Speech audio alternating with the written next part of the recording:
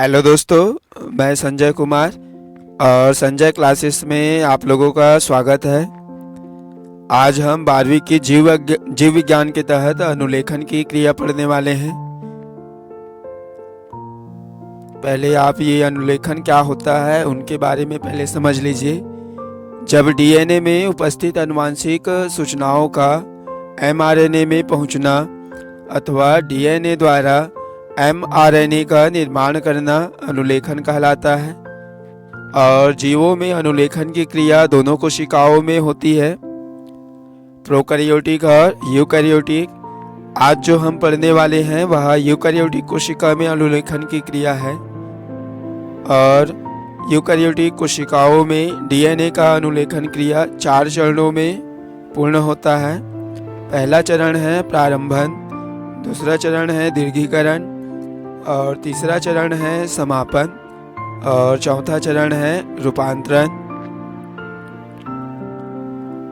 पहला चरण देखिए, कुछ चीजें आप डायग्राम से भी समझ लीजिए।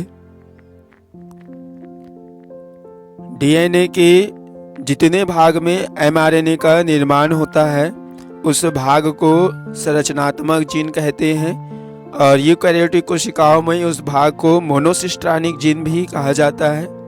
संरचनात्मक जीन के अगले सिरे को उन्नायक तथा अंतिम सिरे को समापन बिंदु कहा जाता है।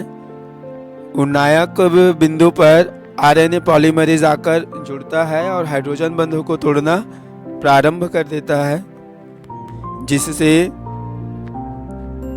डीएनए का अनुलेखन क्रिया प्रारंभ हो जाता है।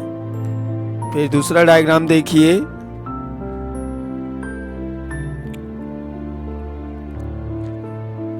इसमें डीएनए जो है अनुलेखन की क्रिया प्रारंभ कर चुकी है और आरएनए पॉलीमरेज हाइड्रोजन बंध को तोड़ते हुए बढ़ रही है। और किसी भी डीएनए में हाइड्रोजन बंधों को तोड़ना 3 प्राइम से 5 प्राइम की ओर होता है और एमआरएनए का निर्माण 5 प्राइम से 3 प्राइम की ओर होता है। दोनों एक दूसरे के उल्टे होते हैं।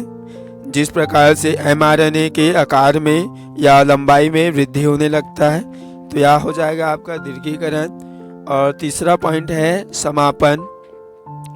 जब आरएनए पॉलीमरेज समापन बिंदु पर पहुंच जाता है तो हाइड्रोजन बंधों को तोड़ना बंद कर देता है और इस प्रकार एमआरएनए का जो निर्माण होता है उसे विषमांगी आरएनए कहते हैं, जिसमें 2 प्रकार की संरचनाएं पाई जाती है, एक्सान और इंट्रॉन। एक्सान जो है प्रोटीन और राइबोसोम के संश्लेषण में भाग लेता है और इंट्रॉन प्रोटीन और राइबोसोम के संश्लेषण में भाग नहीं लेता है। और जो नहीं लेने वाले भाग है इंट्रॉन, उसको अब हटाना पड़ेगा। तो उसके लिए चौथा चरण है आपका रूपांतरण, जहां आपको डायग्राम में ये दिख रहा है कैपिंग की जो क्रिया हो रही है जीपीपी करके, वो ग्वानिन मिथाइल फास्फेट है जो इंट्रॉन को एमआरएनए से हटाने में सहायता करता है। और जब ये ग्वानिन मेथिल फास्फेट पूर्ण रूप से इंट्रॉन को हटा लेता है, तब एक नया एमआरएनए का निर्माण होता है और एचएनआरएनए से एमआरएनए में बदलना रूपांतरण कहलाता है। डायग्राम देखने के पश्चात जो आपको यहाँ से नोट करना है वो आपको यहाँ मिल जाएगा। पहला बिंदु प्रारंभन दिया हुआ है।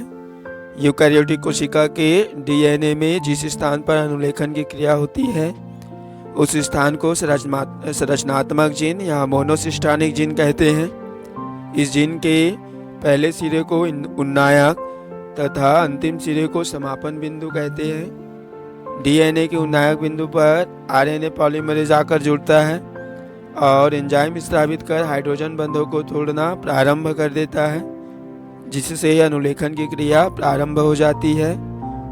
दूसरा चरण देखिए और आप इसे वीडियो को रोककर इन सबको नोट कर लीजिए। दूसरा चरण है दीर्घीकरण। यूकैरियोटिक कोशिकाओं में डीएनए में अनुलेखन की क्रिया 3 प्राइम से 5 प्राइम दिशा की ओर होता है। आरएनए पॉलीमरेज हाइड्रोजन बंधों को तोड़ते हुए आगे बढ़ता है तथा एमआरएनए का निर्माण 5 प्राइम से 3 प्राइम दिशा की ओर होता है, जिसमें न्यूक्लियोटाइड नियमित क्रम में व्यवस्थित होते हैं, जिससे एमआरएनए की लंबाई में वृद्धि होती है। तीसरा चरण देख लीजिए। डीएनए के समापन बिंदु में जब आरएनए पॉलीमरेज पहुंच जाता है तब यह हाइड्रोजन बंधों को तोड़ना बंद कर देता है।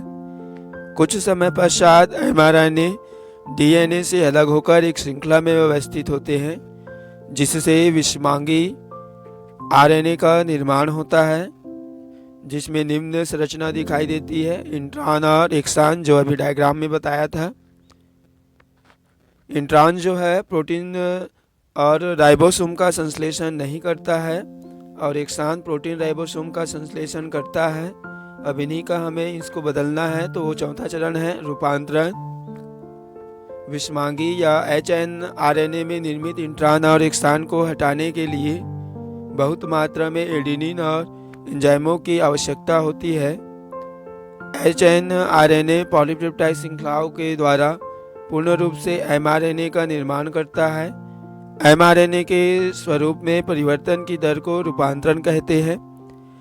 तो इतना आपको नोट करना है चौथा चरण में भी, और इस प्रकार एक पूर्ण एमआरएनए का निर्माण हो जाता है।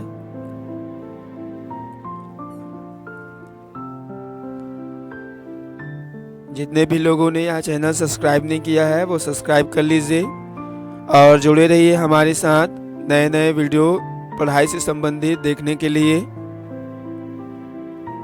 धन्यवाद।